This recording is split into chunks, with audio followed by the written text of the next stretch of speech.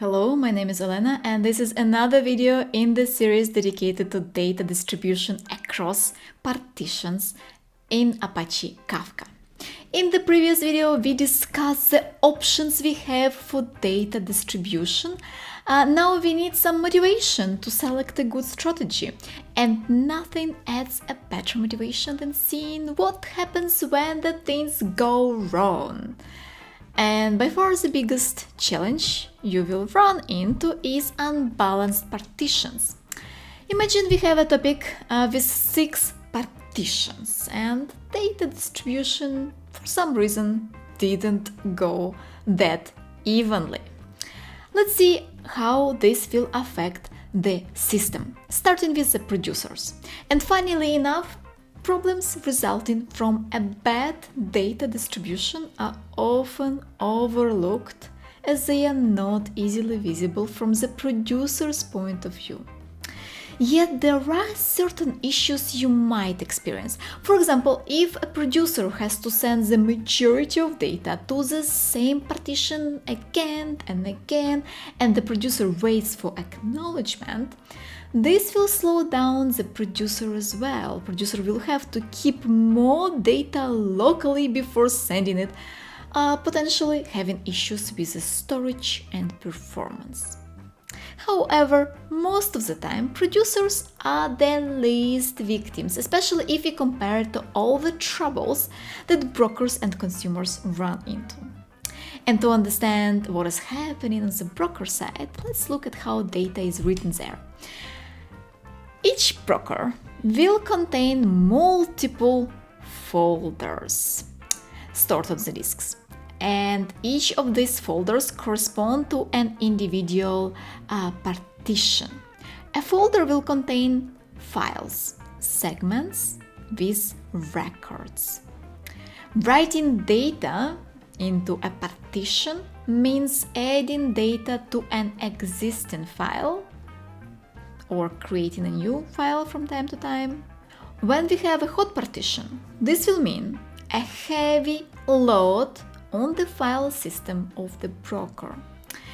And a broker can handle that load to some extent, but when the number of hot partitions increases, the corresponding load on the system also increases, and the broker becomes slower, processing the data slower, worsening all the performance metrics we have.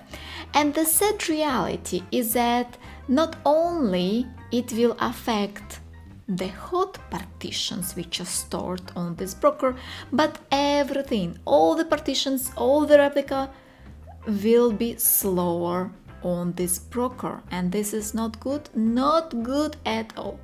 And as a workaround, we can rebalance hot partitions across brokers, so no single broker has a lot of those big partitions. However, it is a workaround that might be only temporary if the logic you're using behind data balancing is flawed. These are brokers. However, most often the issue with bad data distribution will be visible in consumers. Each consumer is exclusively assigned to one or more partitions.